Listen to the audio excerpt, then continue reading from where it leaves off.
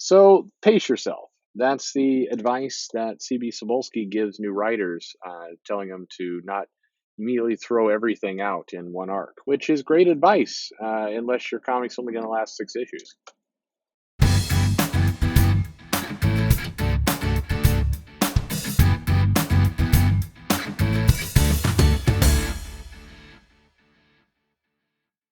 Hey, this is Perch. I kind of feel like I could just end the video right there. The cold open, hot open, whatever. The cold open kind of summed up the whole topic right there.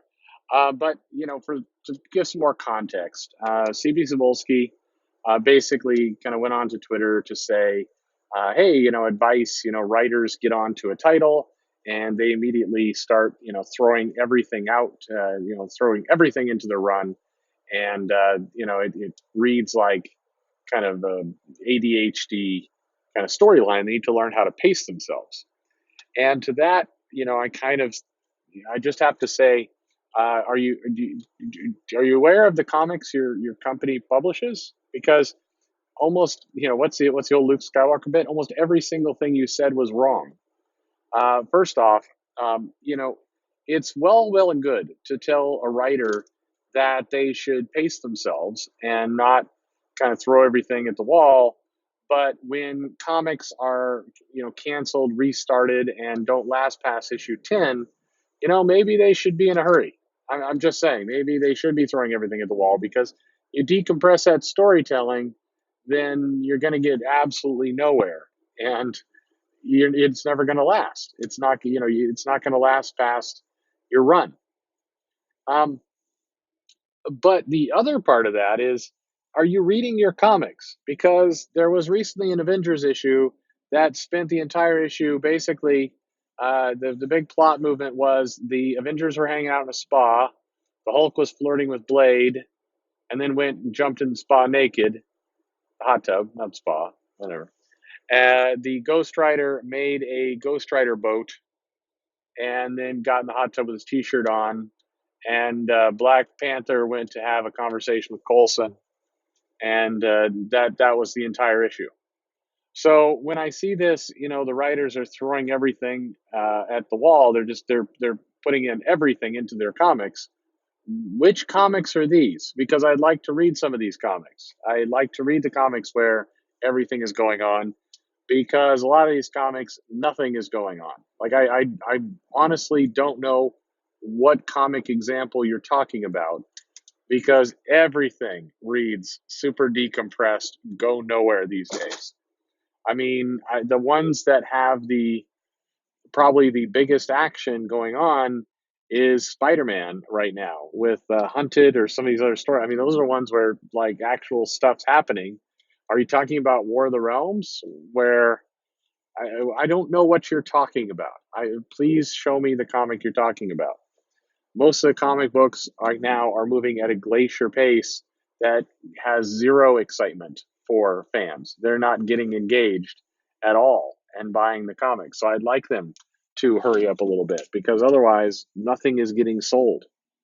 But I think, in terms of his advice, I mean, yeah, if the advice is basically pace yourself, sure, pace yourself.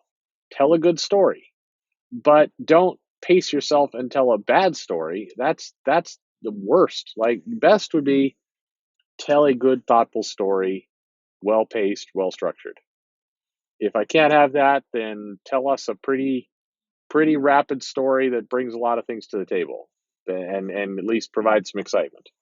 And if I can't have that, then I'll watch movies on Netflix. I mean, no, I mean, just look, there was a lesson, and we've talked about it before, but there was some kind of lesson that a lot of creators took from Scott Pilgrim, which was the decompressed story of kind of, focusing on relationship, focusing on the friendships, building out the characters.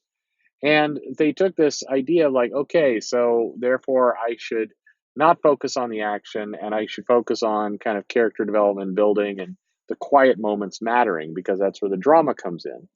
But guys, you did not read the comic well enough. You did not read Scott Pilgrim well enough. Scott Pilgrim is a pretty good comic. And you know what it has? It has action. and well-paced story and stuff's moving along.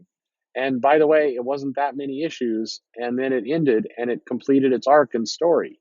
You didn't have like multiple issues devoted to nothing.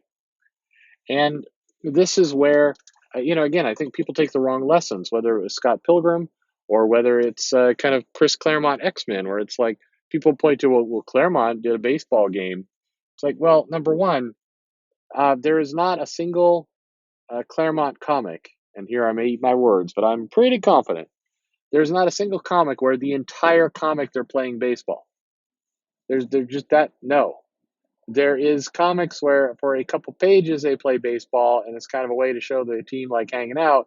But then something happens. A Morlock comes crawling out of the ground, or Bishop shows up and starts shooting things, or Gambit takes off his pants and does the helicopter in front of the other X. I mean, something happens in the comic to bring some kind of attention and action to the story.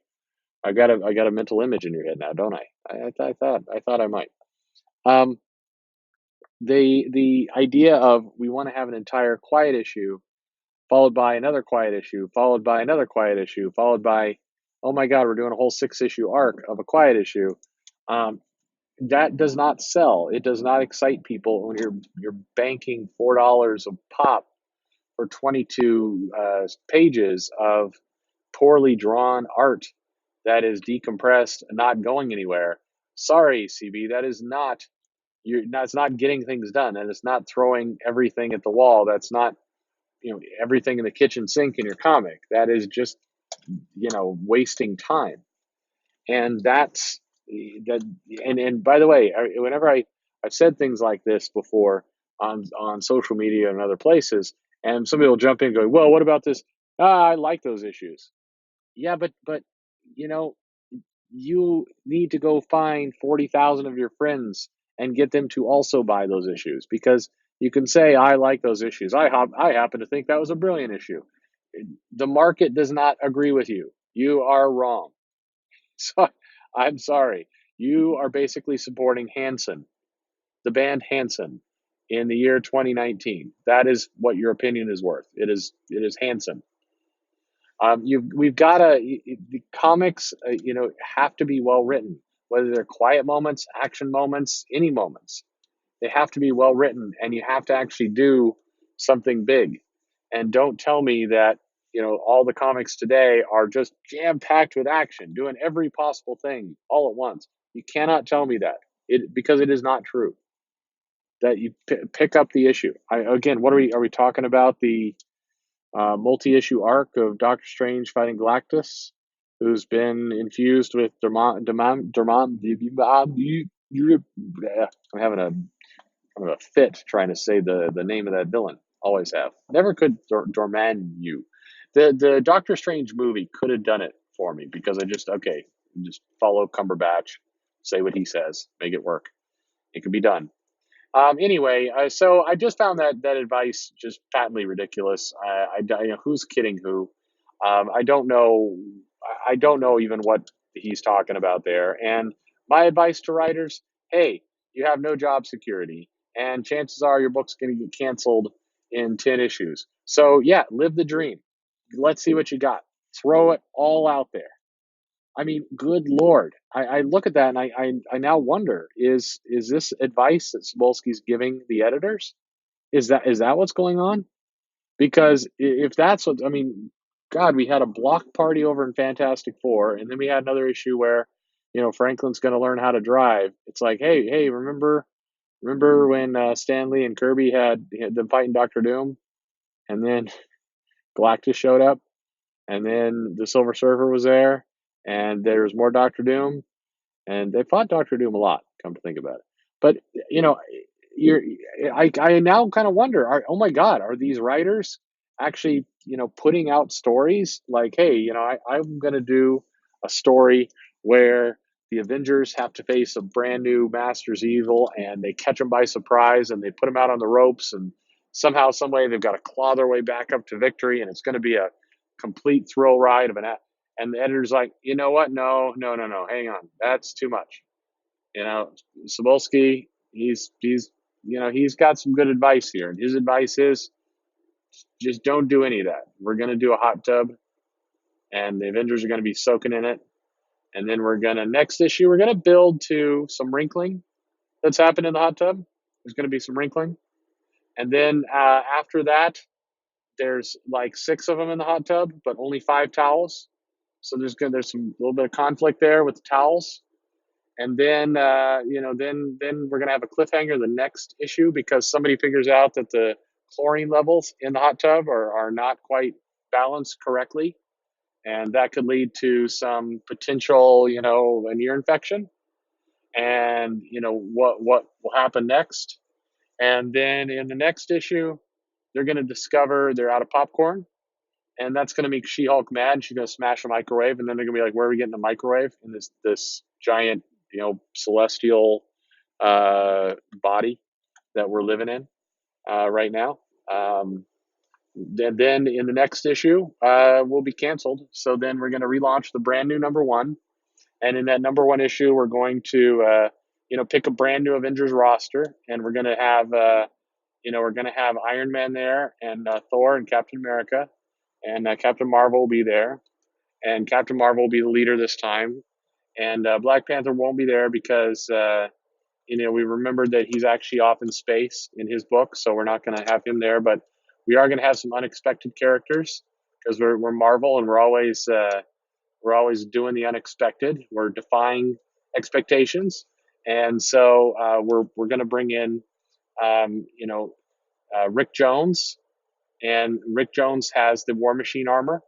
So it's Rick Jones in the War Machine armor, but people think it's Rhodey at first, but it's actually Rick Jones in there, and so he's going to be a member. And then we're going to have Silk, because we should do something with Silk. So we're going to have Silk there, and then we're going to have that guy, the guy who's a superhero from Miss Marvel, the guy whatever his name is. We're going to have him in there, and then we were thinking America Chavez. We're going to put her in because that'll be kind of cool. In fact, we're going to make her the leader, actually, not Captain Marvel. We're going to make America Chavez the leader. And then we're going to have Jarvis, and he's going to be in a wheelchair. And we're going to, we won't say why. It'll be something that happened in the past that's dark and secretive, and we're going to build up to that. And then in issue 2, they're going to go back in the hot tub. And there's going to be kind of an issue where they don't really trust each other because there's some new faces, but they're going to kind of learn trust in the hot tub. And then right as they're about to enjoy the hot tub, the ceiling's going to break open, and in is going to come like a huge threat. It's going to be Doctor Doom, except it's not really Doctor Doom. It's a Doombot. That'll be a shocking reveal in there. And then the next issue, we're going to be canceled. So then there will be a new #1. And in the new #1, it's going to be who will be the new Avengers. And it's going to be Rom the Space Knight. And the Crystal, Thundar is going to be there.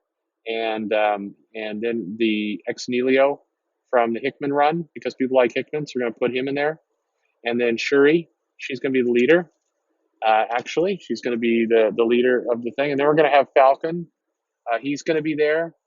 And then we're going to have Beta Ray Bill, who will allow for a crossover with Guardians of the Galaxy in issue 6, except we're going to be canceled in issue 5. And so then we'll relaunch with a new #1. And the new #1, we're going to pick a new Avengers team. And I can pretty much do this all night. Anyway, like, subscribe, click the bell for notification, tell a friend, let me know what you think in the comments. And thanks for listening.